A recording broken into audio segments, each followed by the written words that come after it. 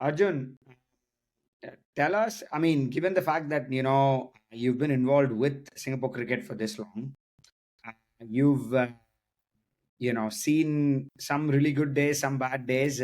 What are like, some of the biggest blockers for countries like Singapore and other associate nations that from a structural standpoint, not like on the ground performance, that we all know, like the underlying foundation kind of like leads to that on the field eventually. I want to talk about, like foundationally, what are some of the blockers that ICC can do a better job with, or in general, like things that can go in a positive way for countries like Singapore and others to perform better at these bigger competitions.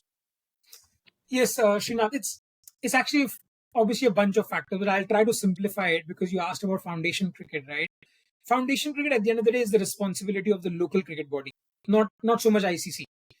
Every associate member has a cricket association that runs the cricket in that country. And for me, if you have good people there with very limited resources, you can build strong cricketing nations. And for me, I don't say it just like that. Let's say, for an example, Netherlands. They don't have any resources which are very different from, let's say, a Singapore or a similar countries, or let's say some other countries in the European League today, right? But they've made it very far, and they should not have. And I'm sure I don't know many people inside the Netherlands Cricket Association or whatever they call it, but I'm sure there are some really smart and people who work honestly for Netherlands cricket for them to get here. I played a game against Netherlands as well, and they might look average, but they are so good at all this. Like they're so good at all the three facets of the game that you can see that they will maybe not, go way higher, but you can see that the structure is so strong and how they've been built up that they will also not go much lower than where they are. And for me, that's where the local body has a big role to play to make sure that cricket can be a part of, let's say, your simply as a part of schools and institutions, educational institutions in the school. This is something that a cricketing body can do. In fact, 10 years back, 12 years back, I was a coach trying to spread cricket in the grassroots. I was coaching a lot of the local schools here, some schools where most of the representation was Chinese, and I was trying to teach them as a game where the association sent me to basically try to pitch to them that start cricket as a CCA, as an extracurricular co-curricular activity, which is post school hours, and you just go there as a coach and you introduce cricket to all the the kids in the school. And this is where this kind of work needs to happen in let's say countries like Japan, Malaysia. If I talk about Southeast Asia, Philippines, Cambodia, and all of these countries, and if that happens, cricket can grow from grassroots. And really, we have to kind of spread into these educational institutions or schools, and then into, let's say, secondary and higher secondary, and also universities. In Singapore, for example, there is a pretty decent setup for that. And it's obviously historically because Singapore was a British colony many, many years back. So it comes from there. Cricket, rugby, football have been a part of the system from a very old, from I talk about 150 years back. Still, not a lot of schools are playing, but still there's a bunch of 6 to 10 schools, universities that are playing cricket and keeping it alive. And for me, that's the role of the national cricket body to make sure that grows or at the minimum stays at the level it is right now. And for me, this is where, for me, local bodies have a big role to play more than ICC. Where ICC is helping, and I will come to the other part of it. So let's say if now that ICC recognizes all member nations T20 games as international status, and you have funding based on your ODI rankings, like I explained to you, and even if you don't have ODI rankings, you have some funds, and especially with now T20 World Cups being every 2 years, you play qualifiers throughout. Like you don't stop playing qualifiers anymore as an associate member, and that's what some really good things that ICC has done over the last 12 years. Because when I started in 2012, the games I was playing, let's say Singapore versus US, I played back in 2014, or versus Oman or versus Afghanistan, they were not international T20s. They were called as other T20s. They didn't have the status of an international T20. Now they do, right? Because there are points at stake. There are rankings at stake, which determine probably your ODI status and some of the qualification of ODI status. So they've kind of linked it up.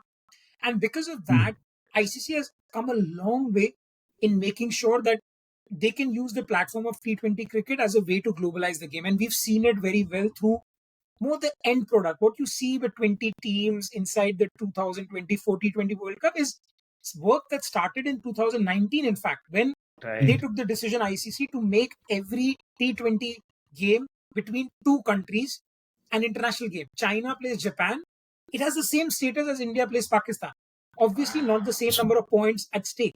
If India plays Pakistan and one of them beats, you get more points. But China plays Japan, probably you get points in decimals. But it doesn't matter. At the end of the day, you are on the board. You are recognized as an international team, and that has really helped some to catch the attention of some of the associate nations. And Japan is a good example. Japan, we played against Japan recently as well in Asian games and in one of the one of the regional qualifiers. And I've seen their growth. I had not played them before, but I've seen their growth, where you will see blokes who are Japanese born, brought up players who are playing very, very well. I mean, they are obviously not fantastic cricketers, but you will see a bloke bowling at 130 kph who can make into some of the other associate nations. So there are some bright spots in all of these teams, and all of that has come out in the last 4 or 5 years because ICC has done extremely well to now focus on growing cricket through T20 cricket, and then making sure that teams that have, let's say, the ODI status can constantly build more momentum and being better T20 teams as well. And you've seen that with USA, you have seen that with Oman, you've seen that with Canada, Nepal. How are they playing such good cricket? Nepal almost beat South Africa, a finalist, which almost beat India. How has that happened? It's not just luck. And I hear this a lot, and I get really triggered by that because people think, oh wow, an upset, right? But people don't see the kind of cricket these kind of countries are already playing, because USA is playing Nepal every other month, and USA is playing now in these kind of big tournaments, and they're almost they beat Pakistan. And these teams are not that far from each other, to be very honest. Arjun, just taking off the cricket hat for 1 second and us wearing the business and commercial hat as such, do you think that Singapore or all these associate nations, when they are building cricket as from a grassroots level, is it important for them to think from a commercial angle to bring more sponsors or more support structures that can actually make it a lot more viable? Do you think that would be something that the associate nations can kind of turbocharge? And the other question outside the commercial hat, Arjun, is that you spoke in length about associate nations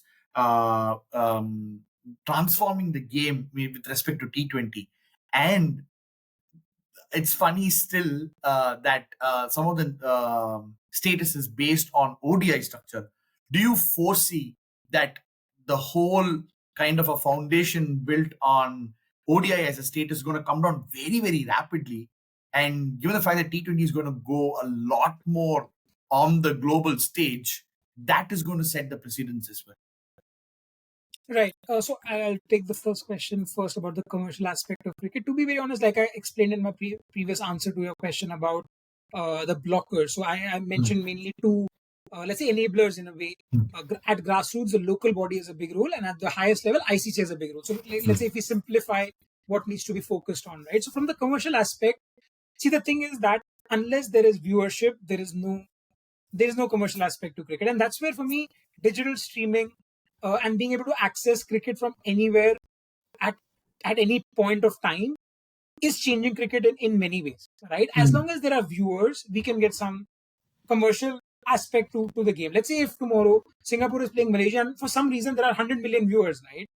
It doesn't matter anymore then, right? Whether it's 100, then if it's 100 million viewers, it's 100 million viewers, right? Then you can attract sponsorship. Now, obviously, to get to 100 million is not a joke, right? I mean, of course, there needs to be a lot of things going right to make that happen. So for me, it's all about now data. And the fact that ICC again has done some good work. Every associate game is now streamed live for free on icc.tv. So there is no barrier for you to be able to watch an associate game. So if there is real quality of cricket, and probably we can get into that segment in the latest segment about interest of match fixers and betting, for good or bad reasons, that's bringing viewership. whether it's illegal betting as well or legal betting. There's obviously countries that allow legal betting as well. So that's bringing in viewership as well. But for that, the key is for these games to be streamed. Without that, you can't get the viewership. You can't convince sponsors to put money in your cricket if that's not happening. So again, from that aspect, obviously, where the digital world is right now and what ICC is doing right now is fantastic. I think they've come a long way. I think in the last 10 years, I've been obviously around, and I see, and probably you should download icc.tv. I know I sound like trying to advertise that, but you No, should you know download what? and you will see. I just want to say before we go, like we always hear about the ICC when something goes wrong. Or the T20 World Yeah. Cup was over budget, or like, of course, what happened in the ODI World Cup when schedules were wacko. Like, not all the greatest things, but I actually did not know all of the good work that ICC has been doing with regard to the associate nations and the ICC.TV and things like that they're talking about. So, I mean, I'm glad to be like learning more about it, and we'll think about them with a lot more respect than I previously did. For